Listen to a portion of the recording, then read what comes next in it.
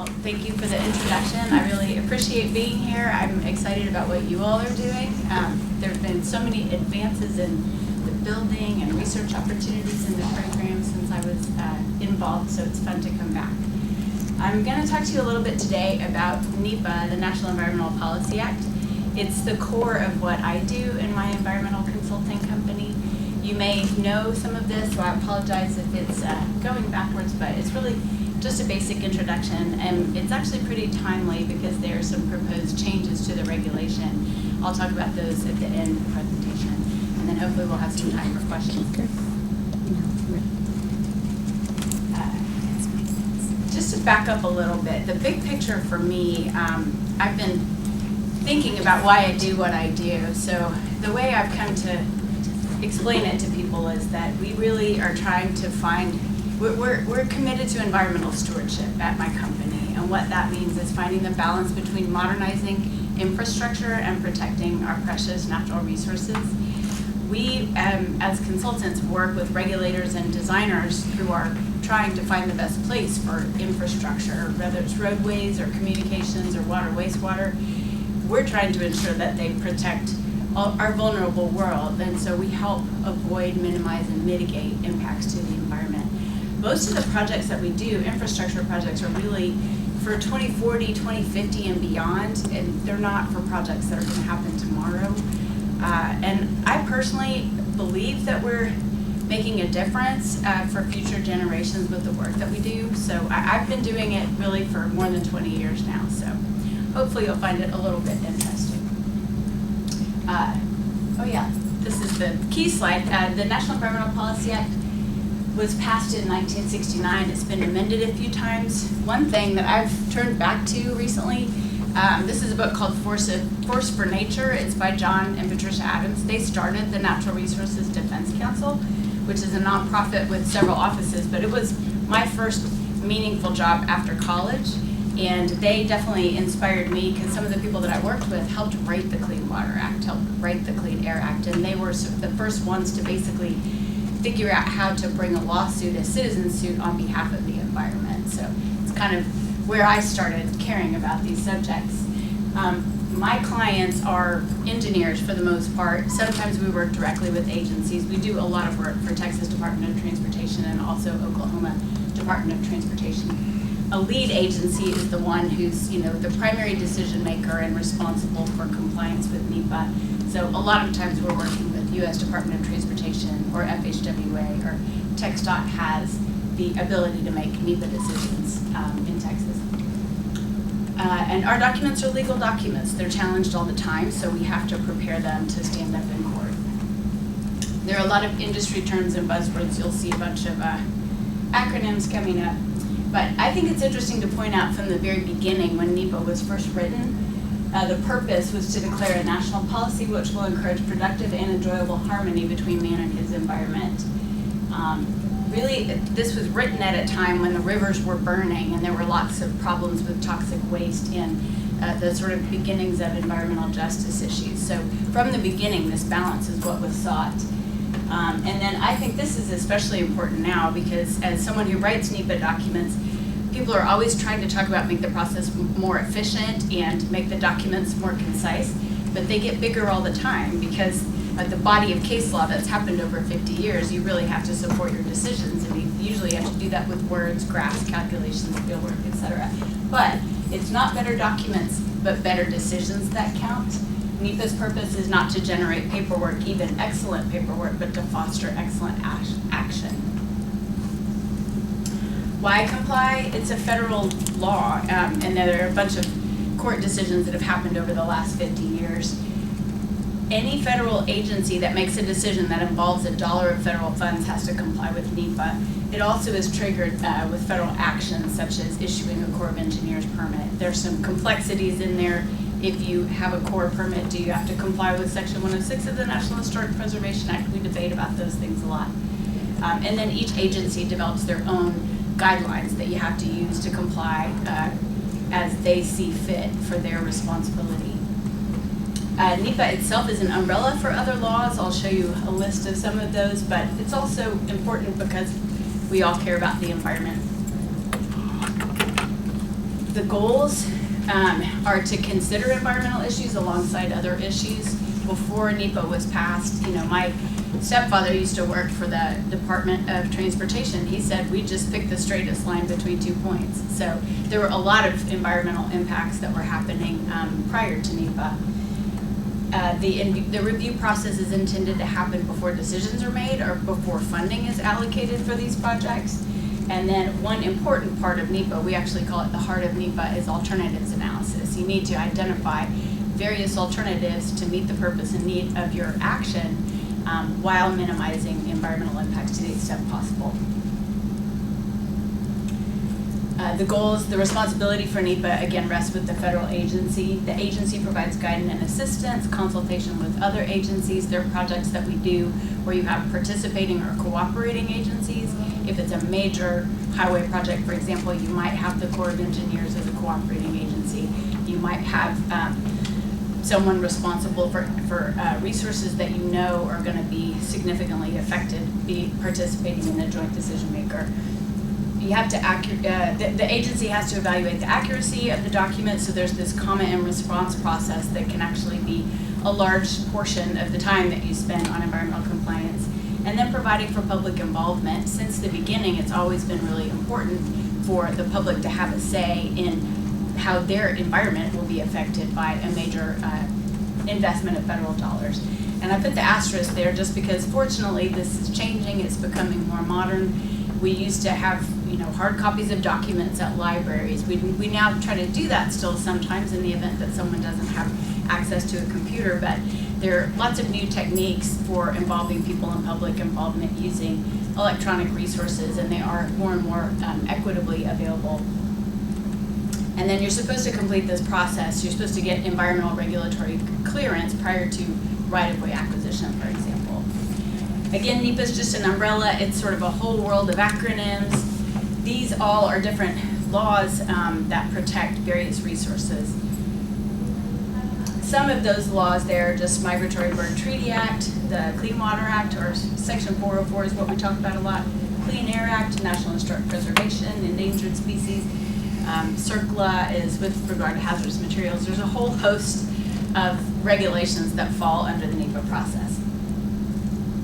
There are important executive orders. You've probably seen this graphic or one similar to it. It's one of my favorites just because it explains the difference between equality and equity, and something that, since I'm a planner and I focus on socioeconomics and impacts to the human environment, I spend a lot of time trying to be sure we're reaching out appropriately to environmental justice populations or limited English proficiency populations so that they actually have meaningful access to public involvement.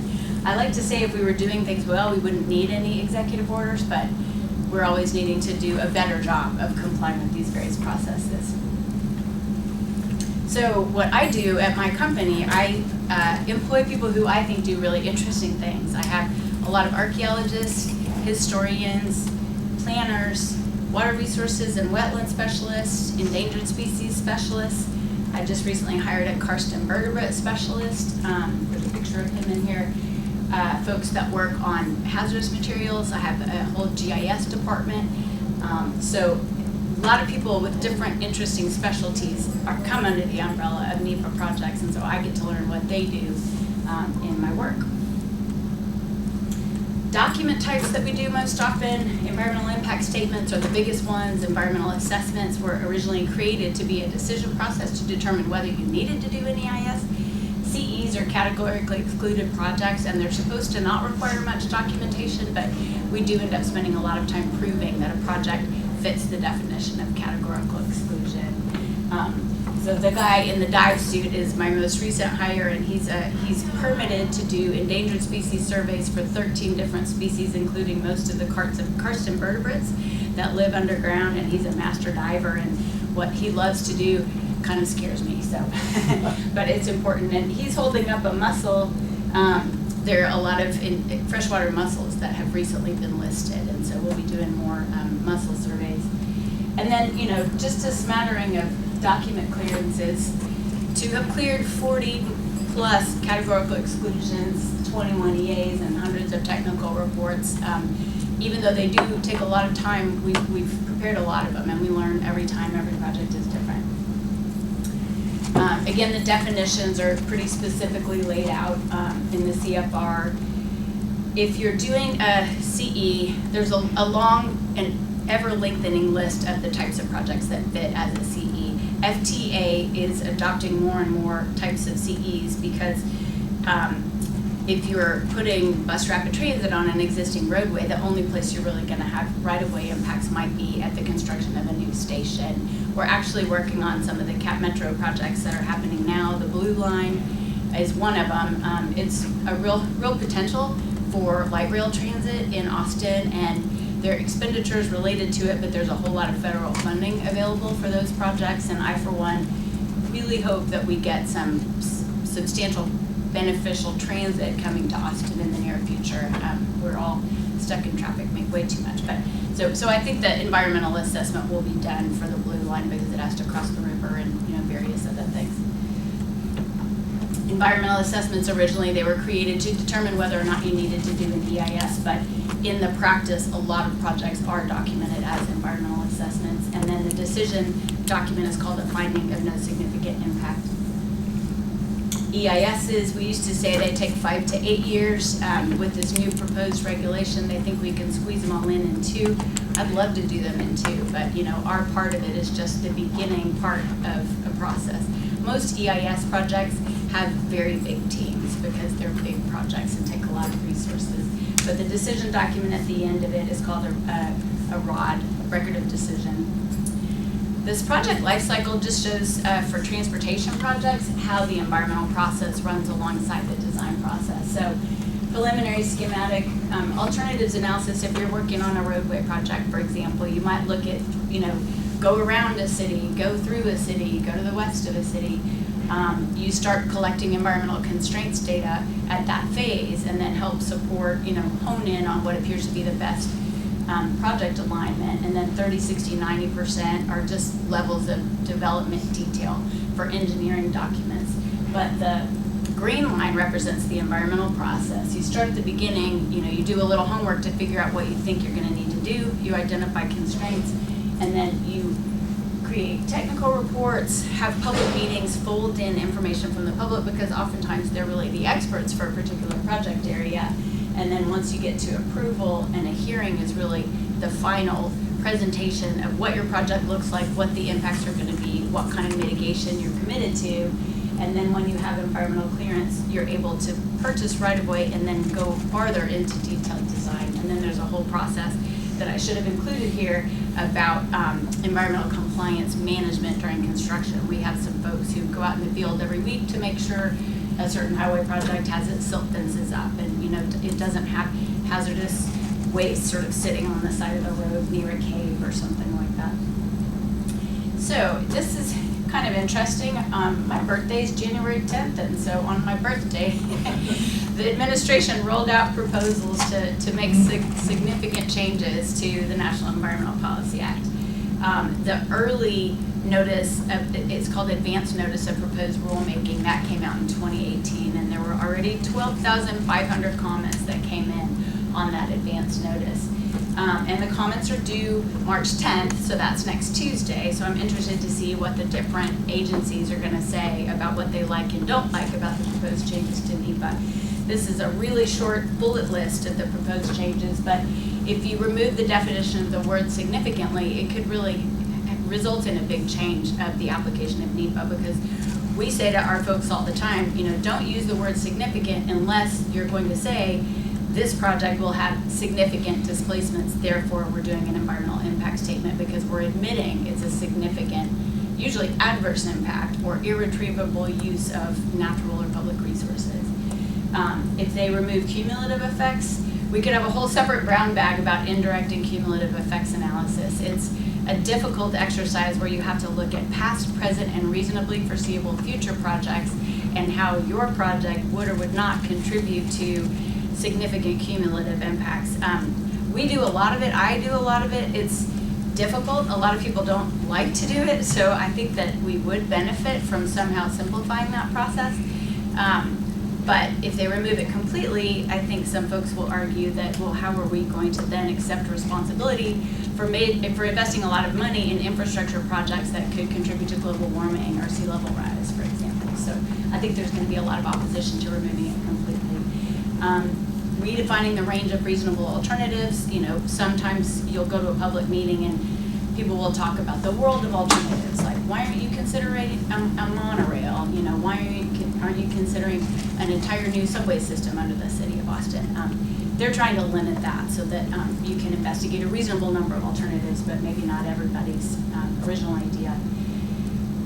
There are page limits already in the regulations, and people tend to disregard them just because the practice has changed, but we'll see if they're able to confirm those page limits. One way to get around that is to attach things as technical reports and say, oh, the appendices don't count in the page limit, but you know, I couldn't even bring our current EIS in here with the technical reports without like 3 boxes and a dolly. So I recognize we need to get more efficient. The conflict of interest provisions are interesting because, as I said earlier, the federal agency is the one that has to own the decision, and the conflict of interest provisions are in there to say if you're like a private developer and you want some sort of federal grant, you can't prepare the document and approve the document, because then you would be writing a document that's in your own self-interest rather than the responsibility of the agency. But we'll see how people respond to that. Oh yeah, the agency certified conclusive presumption. There already is a statute of limitations where if you publish a notice of intent that people have 180 days to bring a lawsuit against a particular project, that time window can close, and then the agency can argue that you can't challenge, but you know, it would take a lot to remove any individual's ability to challenge something. So this phrase conclusive presumption is intended to close the door, but that makes a lot of people nervous. So if you have interest in that, this is a link to this practitioner's guide to the changes in the Nepa regulations. This is actually pretty short. It's called an issue spotter, and it was just published in February by the Environmental Law Institute, and I found it pretty helpful to guide you. Here's what the original language says, here's what the new language says, and here are what the key issues are. So, yeah, this is my next to last slide. My last one is just, you know, reiterating the mission of my particular company, providing the highest quality NEPA consulting services and excellent customer care in a stimulating and collaborative professional environment. It's been very fun. We started our company 13 years ago, and we just acquired Pruitt and Associates, which is a cultural resources firm that's been doing archaeology surveys for 40 years, and so now we have 68 people in 5 offices. So I don't really know which way it's up, but I think what it demonstrates is that there's a need for the kind of work that we do. I like that it's multidisciplinary. We get to work in a lot of different geographic project areas with a lot of different people, you know, trying to just do a good job at one piece of the puzzle, which is helping protect environmental resources while infrastructure is being developed. So with that, I'll take a breath and take your questions.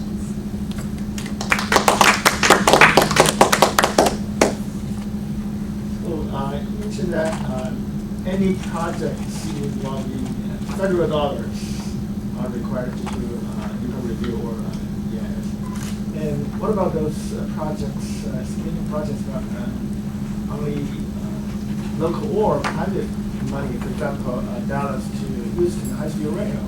Yeah. Are they subject to NEPA review as well? You know, we have been on a couple of different teams that were preparing parts of the environmental impact statement for Dallas to Houston high-speed rail. I think it's changed over time. Now it's become a concession project, and I think that there's basically an agreement that they are doing a NEPA level compliance analysis, but the resources are limited from the government side to be able to prepare that analysis. And so it is in the interest of the agency that wants to fund it to prepare it, but then there will be review, I believe, because TxDOT has a whole rail department. So in some cases, there'll be kind of an agreement to comply with that level of analysis. one project we worked on, State Highway 45 in southwest Austin, TxDOT actually just used state funds, so they weren't technically required to comply with NEPA, but they did a NEPA equivalent level of analysis. One thing that's a little bit different is if you're doing cultural resources compliance and you have federal funding, you have to comply with Section 106 of the National Historic Preservation Act, but if it's a political subdivision of the state or the state, you just have to comply with the Antiquities Code, and the area of potential effect you have to study is a little different. So that's the kind of thing that we try to specialize in also. Okay, where's your money coming from? You know, who is your client and who is the ultimate client? What do you have to do versus what do you not have to do? We get a lot of calls and someone will say, you know, I'm in the city of Westlake and we have a shopping mall that wants to develop this undeveloped plot of land, and we'll go over and say, we can do a habitat assessment for you. We can figure out whether or not there's endangered species habitat, because everyone has to comply with the ESA. Section 404 of the Clean Water Act, everybody's supposed to comply with that too.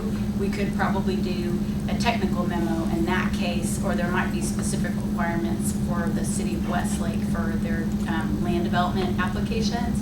And you could say, okay, we read their requirements. This is what you need. Here's your Endangered Species Act compliance. Here's your 404 compliance, and you don't need to do NEPA. So sorry, that's a long answer. No, it's very informative. Thank you. You were talking about transit in Austin and federal funds. What sort of federal funds? Can you just expand on that section? Yeah, I've done a lot more Department of Transportation work than FTA work, so I'm still learning. But there are different grant pools. There's something called Small Starts and there's something called New Starts. At any given time, there's a Surface Transportation Policy Act, whether it's ICE-T or Safety Blue, there are always these acronyms. And it's sort of the master planning document for what's going to happen in transportation, whether it's highways or transit in the country. And then every agency is required to comply with that. So on the highway side, Federal Highways has a memorandum of understanding with TxDOT that they have delegated their approval authority to TxDOT. So TxDOT can approve NEPA documents for highway projects in lieu of FHWA. But on the transit side, an entity like Capital Metro, or we're working with them, we're working with Houston Metro, we've worked with Dallas Area Rapid Transit. There's also an agency in Fort Worth.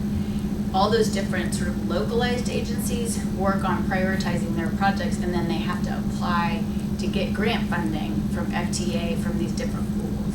So for the projects in Austin that Capital Metro is pursuing, you know, they have these different hurdles that they have to get over in order to explain what they want to do, and whether it is the size of project that requires new starts or small starts. I think small starts has slightly fewer hurdles to get through compared to new starts.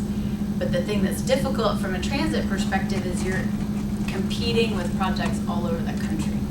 So from a consultant side, we usually are a sub-consultant for the big companies like HNTV or WSP or AECOM, and they have national practices of people that know all the funding stuff, all the engineering stuff, all the IT stuff, you know, like if you're gonna do overhead catenary for electrification of your, like a light rail line, they have these specialists that seem to move from like Kansas City to Oklahoma City to New Orleans, and then they'll bring on companies like us to be the local experts.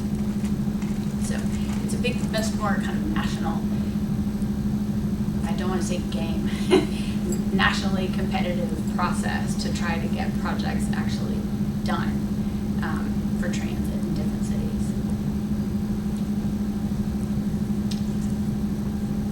What else? What are you guys all studying? Anybody want to tell me? I have a question about the public phase. Like how extensive is that public meeting goes? Like if a project covers like several neighborhoods, do you hold public meetings in each neighborhood, or it's like combined? That's a really good question. It's usually a process. That slide I had is kind of oversimplified, but you want to go to the public where they are or as close as possible. We're working on a project in Houston where they've had, 5 or 6 public meetings for each round of public meetings because they want to go to the local elementary school or middle school so that people, from the few surrounding neighborhoods can come. It'll be on different nights so that they have a chance to participate, and then you have to document all of their comments. And then when you get closer to the actual public hearing and honing in on the final project, if you're having impacts, one of the projects I'm working on right now, they're displacing a lot of people, and they're displacing people in environmental justice communities. So they're taking extra steps for mitigation. So not only are they complying with the Uniform Relocation Act, they're allowing early right-of-way acquisition from some churches and community facilities. They're actually building affordable housing because they're going to take out some affordable housing complexes. And so they'll be, they're also impacting like a Mobile Loaves and Fishes type of nonprofit. And so what we've come to understand as part of the team is you can't have any interruption in service of the services that those people provide to homeless folks. And so there's a guarantee that there won't be any interruption in service, even if they have to move them a couple blocks away or something like that. So the more intense the impact, the more work the project team has to do to, make a mitigation commitment that will sort of make that person or that entity or that community whole again. And actually, it's something that should be studied longitudinally. There's some really big projects out there, and I don't think a lot of energy goes into checking in with the communities to see, okay, were these mitigation commitments fully realized? What worked and what didn't work? So there may be some opportunities in the future to study things like that. And do you collaborate with community organizations or neighborhood organizations in the process? Yeah, we do some public involvement, but there are a lot of specialty firms that kind of only do that. I like working with them because they may be in the particular community where your project is going to take place. But to the extent that we're involved, we try really hard to identify community organizations, neighborhood associations, and project opponents. I mean, you want to bring them to the table at the beginning to kind of understand what the decision-making process is all about. And we kind of say we're looking for informed consent because people may not like the project, but they might understand the process. They might understand their rights. If an entity is going to displace you, there's an independent appraisal process, and there's decent, safe, and sanitary minimums in terms of making somebody whole again. Some people actually are in a better situation after they're displaced than before. I'm not saying that's true across the board, but in some circumstances, that can happen as well. With the displacement issues, are they often relocated to temporary stays or to like a new permanent place? And then how does that affect the project timelines too? If that has to be done before anything takes place on site? Usually you identify the people that would be displaced, and then once you get to right-of-way clearance, then the agency can go to right-of-way acquisition, and it's a parcel-by-parcel process. And there's specialty departments at the agency that talk to the individuals. Some of them just say, I've been wanting to get out of here forever, give me the money, I'm out of here. And some people say, well, I have a dentist's office, I have specialized equipment, I need to be sure I have a moving allowance. And there's a department, at least for the Department of Transportation, there's a department that's specifically committed to all those legal issues and that followed through. Some questions come up sometimes, what about hotels that are actually functioning as homes? I think that's kind of a unique thing that's come up some recently in Houston because of flooding, and people ended up kind of taking up a residence that wasn't intended to be a full-time residence. So there's some tricky situations. It's not easy to do well. Question. Thanks for this presentation. It's very helpful. My question could how could you just evaluate your project on an environmental perspective? So my point is do you use any special unit to try to measure the one project's environmental effects, or how could you do that? That's a good question. It kind of comes down to all the different resources, like air quality, for example. if you're doing a transportation project, usually there's an argument that if you reduce congestion, air quality is going to get better. Air quality is managed regionally, so there are folks that say, okay, we're going to look at the statewide implementation plan for various transportation projects in Texas, and do a ranking of it. And so the MPOs in the different cities play a major role in air quality, for example. For water resources and wetlands, we would have our specialists go out in the field and literally delineate the jurisdictional wetlands, provide those design files to the engineers so the engineers can either avoid impacts, or if they are going to put more than a tenth of an acre of fill in a jurisdictional water, they have to get a Corps of Engineers permit, so we can help them do that. So it's kind of impact by impact. You'd have to comply with all the different regulations we talked about.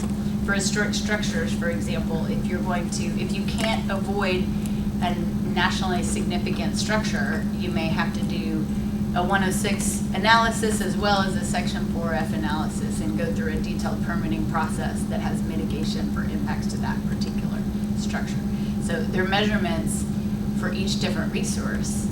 And then the Nepa process is what helps you say, well, we may be adversely affecting this historic structure, but we were able to avoid the cemetery across the road, So the documents are full of, here's the resource, here's the regulatory regime, here's the methodology, here are the impacts, and here's whether we could avoid, minimize, or mitigate impacts to that resource. And then you have to have the various agencies come back and say, we approve your process to go to letting or construction.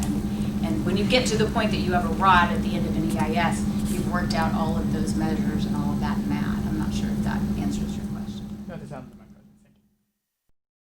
Thank you. Hello everyone, good afternoon. So, I'm not sure if everyone know me, but I'm Nepa Chen, as a PhD student at CM2. Today I'm here to share my research about the relationship between the light rail transit and bus service. Detailedly, I want to know if this kind of relationship could be regarded as a congestion substitution or a competition substitution. And I choose Seattle, Washington State as my study sample, but we know that right now the situation is not super great. Today's presentation could be roughly divided into 4 sections. First, I want to talk more about the background, try to introduce the situations right now and the previous studies about this field. Second, I plan to emphasize why I choose Seattle as my study area and the variables I plan to use and my research framework. On the third part, results, I first compare the characters of bus stops within light rail transit catchment versus without.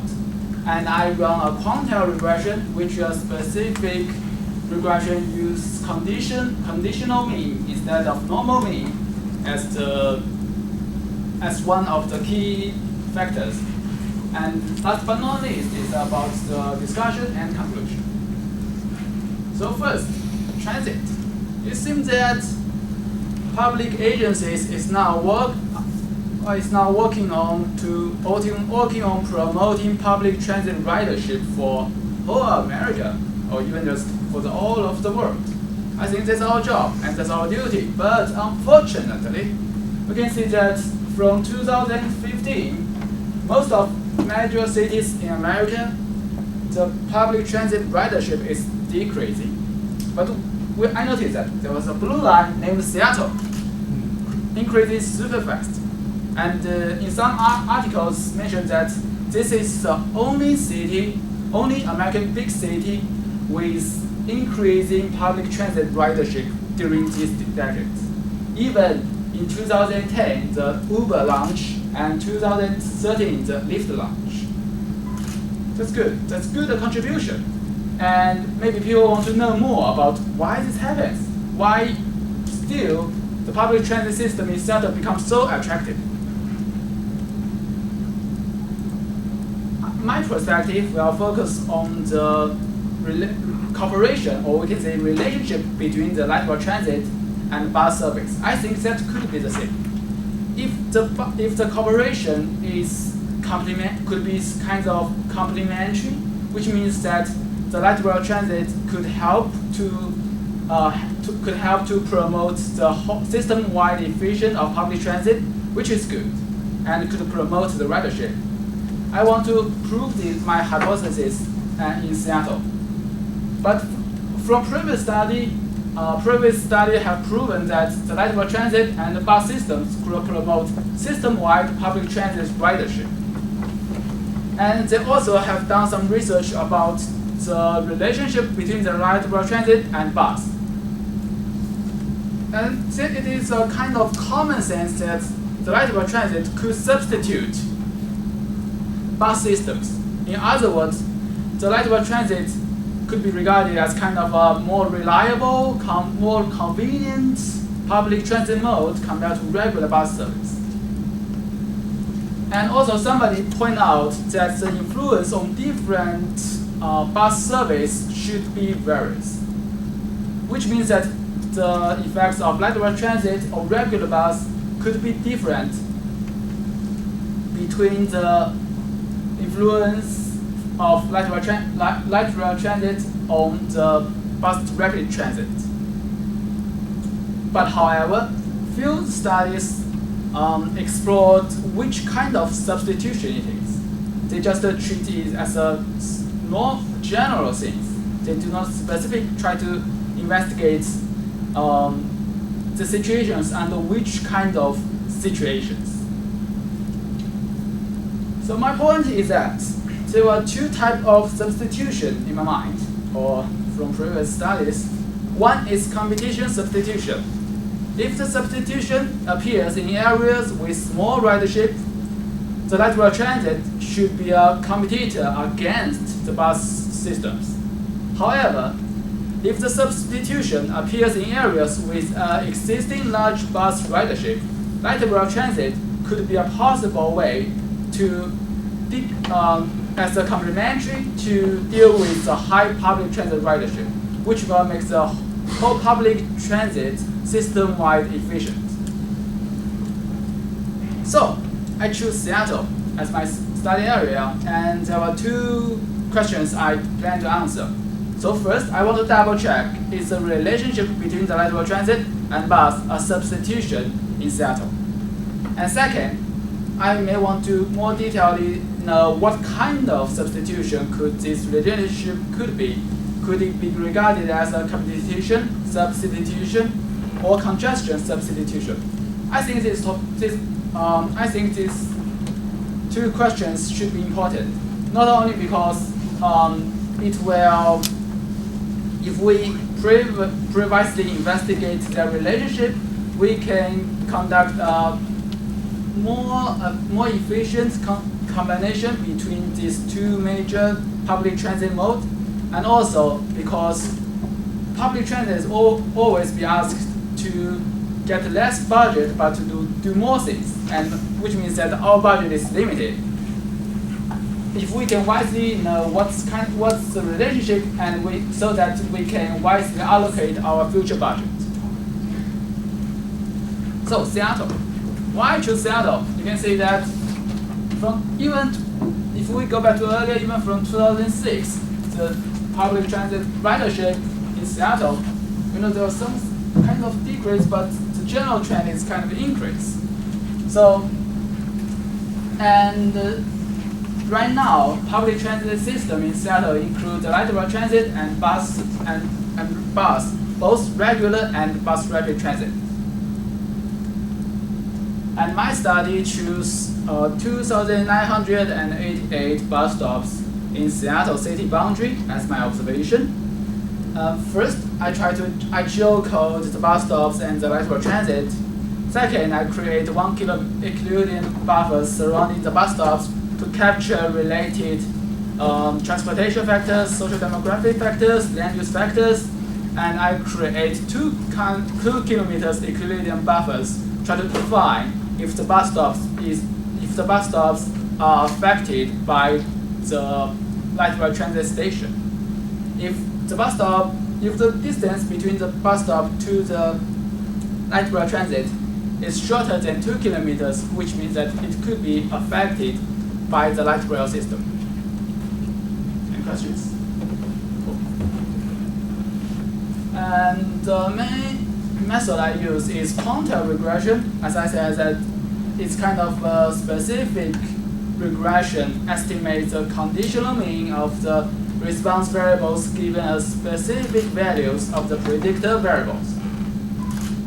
And generally, in my model, the outcome variables is the number of boarding and alighting at each bus stop, and my explanatory variable is lateral transit domain, which means that if the bus stop covered by 2 kilometers Euclidean buffers surrounding the lateral transit, and controlling variables including land use, including transportation factors, land use, and social demographic.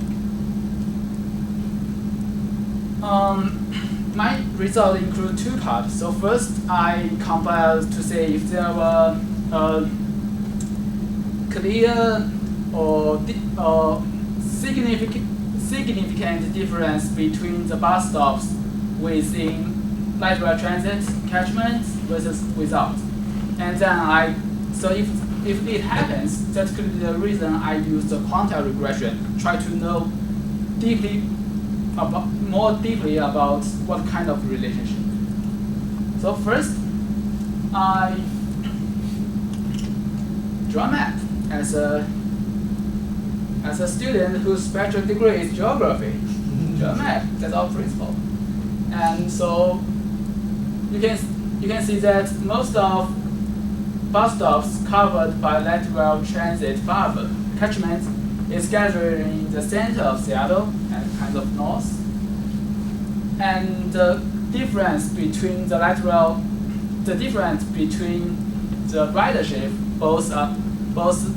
both boarding and alighting, is kind of huge.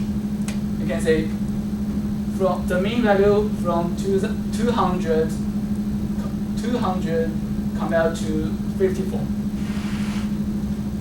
And also I introduced variables as I said in the literature review, is that the bus rapid transit could be a significant part. So I put these kind of variables. If the bus stops have at least one bus rapid transit road, it will be marked as 1, otherwise 0. And you can see the bus rapid transit rate of bus stops outside of light rail transit catchment is higher than those inside.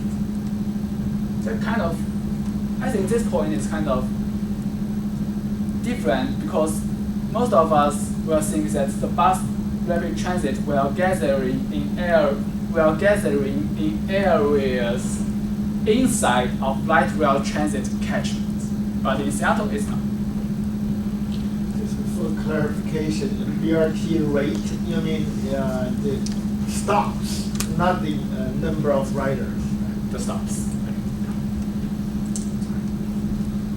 So first, the result. I just hide the controlling variables because if I not, it will be kind of large. I want to emphasize my explanatory variables result. So first, if we choose the number of boarding at each bus stop as outcome variable, what we can see.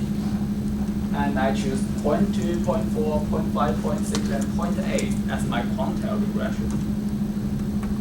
So first, we can see that in 0.2, 0.4, and 0.5 quantiles, the effect is the effects of light rail transit, which means that if the bus stop is covered versus not covered by the light rail transit catchment, this kind of effects are not significant. It's kind of good because I will tell you later. But if we go to the 0.6 and 0.8 quantiles, the result is significant and negative, which means that compared to those without light rail transit, the bus stops, the bus stops close to light rail transit stations could have less ridership in the 0.6, 0.6, and 0.8, which means that moderate to high and high quantile groups, which also means that the existing situation there are existing large number of ridership. And may want to really emphasize that the outcome of this regression right now is the number of body. So how about number of alighting? So first, 0.2, 0.4, 0.5, 0.6. In this context, the effects are not significant.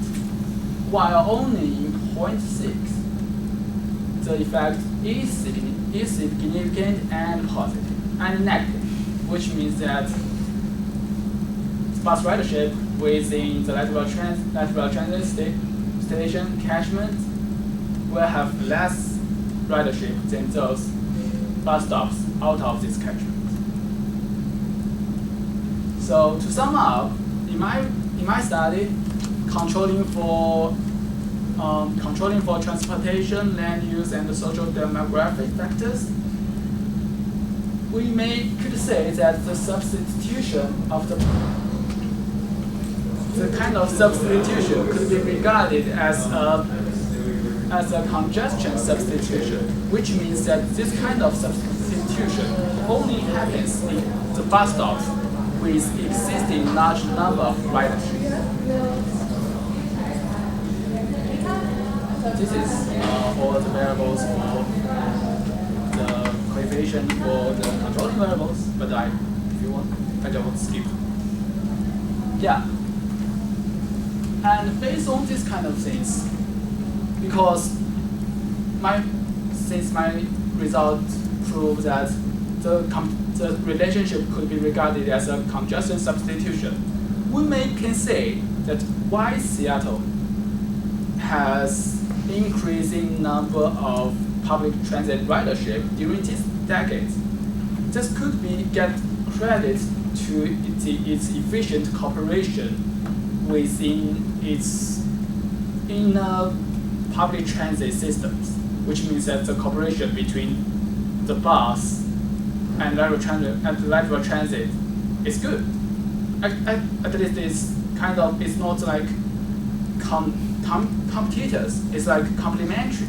The two major public transit modes could be regarded as a complementary to each other.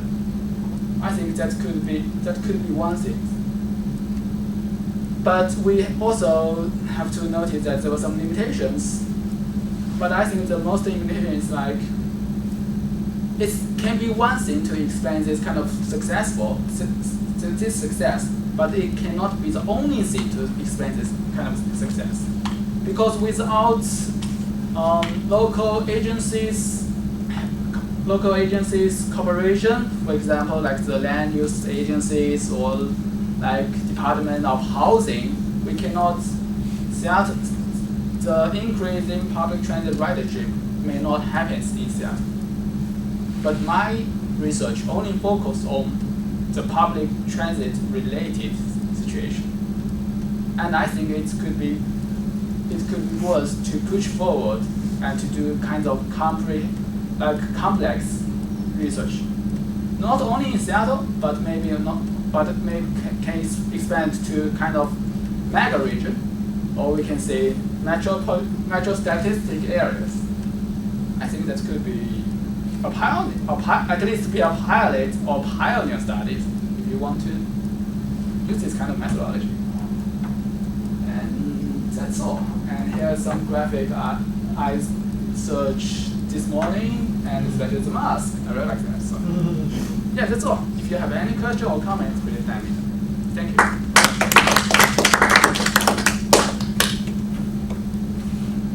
Questions? Are you looking at me? Most senior? Sorry. I will start and then encourage other people to jump in. Run back. It's supposed to be informal. Anyone interested in different opinions and start fighting? It's great. I will fight.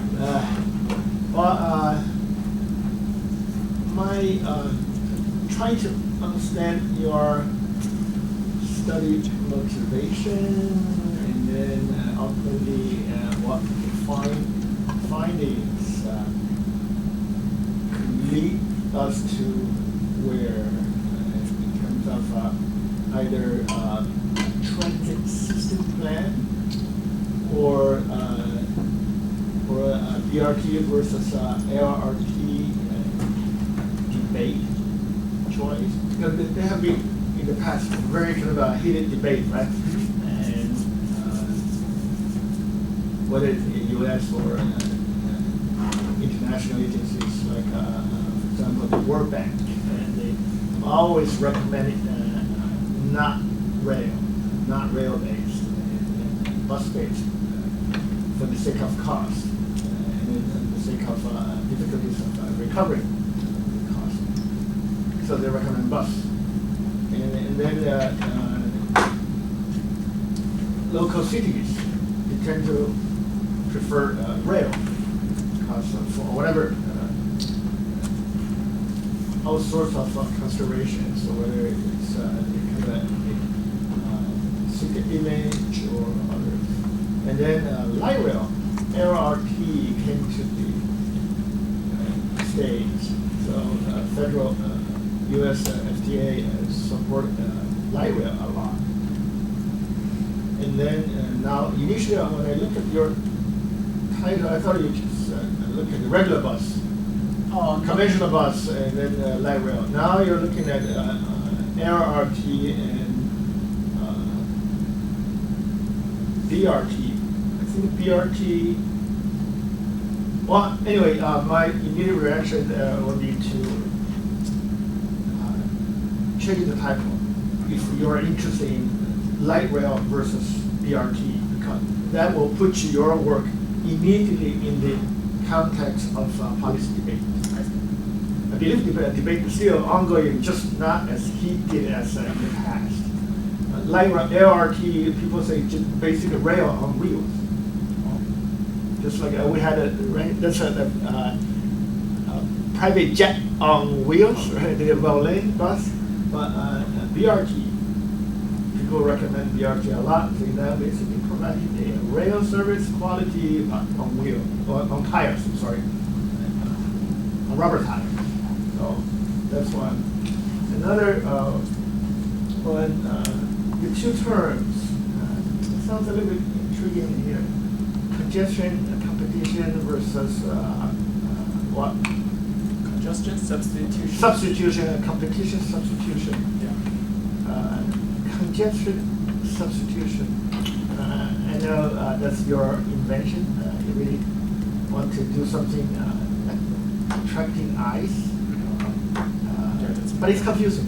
Actually, yes. Yeah. And then you mentioned in your final comment that it's actually you're looking at complementarity, complementary effects, rather than just substitution effects between BRT and LRT. Is that right? Actually, my point It's still substitution? it's still substitution, but it only happens in areas with existing large bus ridership. Well, then that's my question. If you did not mention about complementarity, then I will ask the question, but you did mention that. So in some areas, you cannot, here in your method, you cannot detect whether or not it's substitution only. Could be both. Yeah. Right? So if there are interchanges, particularly irregular buses, they could become a feeder modes for rail. Feeder road, people take a bus Yeah. and then transfer to rail. Then in that case, they support with each other, they complement with each other. And then when you have both systems in place, yet they may compete for riders. In that case, it's just market share. Whether or not they substitute or not, we don't know. When you say substitution, you say initially people ride the bus, and now when ART is here, so people switch, right? So that's a substitution. And it's also possible that, well, because both rail and the bus are available now, more people are likely to use the transit. The two work together, getting more ridership than if only one mode operates, one type of transit operates. So I was trying to encourage you to really sort out the the kind of mechanism or the behavior, possible behavior responses, of course, the technological characteristics, the difference, the similarity between LRT and the BRT. And then you come up with this, whether it's quantile regression or other fancy stats technique, that's a secondary, I would say. Sorry, No, it's fine. I think it's a very interesting topic, and because it has been debate for a long time. Yeah, I think Like the BRT. right. I think you're right. At this stage, my research does not consider the linkage between the potential linkage between the bus service and the electrical transit. I do not know how many people take the bus and then change to take the electrical transit, or just take the bus and have to take the public transit to their final destination. But your results suggest this kind of a potential complementarity, or we've just looked at the spatial behavior phenomena, is spatial correlation. There could be. Because the BRT station area with light rail, then you have something. Without light rail, and then you have something else. So the interactions could be both ways. So if you suggest that if I can do some like longitudinal analysis, that makes sense. Ideally, then and there will be nice cross-sectional data. For example, look at the stations. When you say, well, you have with or without, right? You can separate those two. And also, the electrical transit is not finished at one time. It's like the process. Sometimes. Yeah. You have a very rich, very good data set. But great effort, I would say. Sorry, I'm dominating you. Just challenging you. I realize Other that this people- is my favorite part. What? Engineer. Engineer. That's engineer by training. Are you an engineer? I'm sorry. No. No. I'm not. Oh, you can pretend. I don't know. And then that's a researcher or geographer challenging him with geography background. Well, yeah.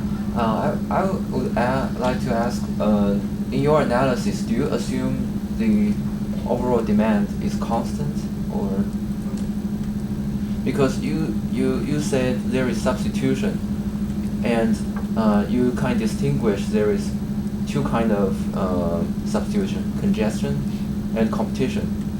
In both situations, I think by substitution you meant LRT took away some portion of bus service users, right? But I don't know why you think these two are different. Why congestion is better than the competition substitution? My motivation to do this research is because there was common sense that if we have the electrical transit and the bus, if we introduce the electrical transit, the system-wide bus ridership will decrease. This is one case, and especially these bus stops near the electrical transit, people may prefer to use the electrical transit. But my research suggests that if the bus stops in 2017, it's cross-sectional analysis. In 2017, the bus ridership is low. It's like for the ridership low bus stops compare, and two things: bus stops within electrical transit catchment and bus stops outside of electrical transit catchment. For the bus stops across the two categories with low electrical transit, with low bus ridership, the substitution is not significant, which means that these bus stops with low ridership in areas do not have different riderships than those bus stops with low ridership all with out of lateral transit catchments. And the substitution is not significant. However, I don't know. However, if the bus stops with large ridership located within the lateral transit catchment, compared to those without, also have the large ridership existing, they could be relatively small, which means that the lateral transit could be a potential, possible complementary to existing bus service. It helps to reduce the demand of bus. This is my point. So this substitution only happens in area with now existing bus ridership. It's kind of like, it could be a complementary, or could be a way to help the riders who take bus. But it's my how it works. Or it could be neither. It could be neither, yeah, actually. Could be neither. Because here it's just a different Yeah. market share. If you have before and after data, say initially the BRT operating over there with a given level of ridership, and then now ART comes to place, and then you control for the total growth that Dr. Chen mentioned that, and then say there is a kind of a reduction in BRT ridership, then you can conclude that there is a substitution effects over there. Right now, you are assuming there is already a substitution that you need to convince the reader or whoever. Where did the substitution come from? Right? Or you already have some kind of historical knowledge on this. Kind of, because I live in yes. But So- yeah, I think that's a good, really interesting, really helpful point. That is what I plan to do next, to do a longitudinal analysis, because I also kind of do not believe this kind of substitution, but it could be a pilot study, at least.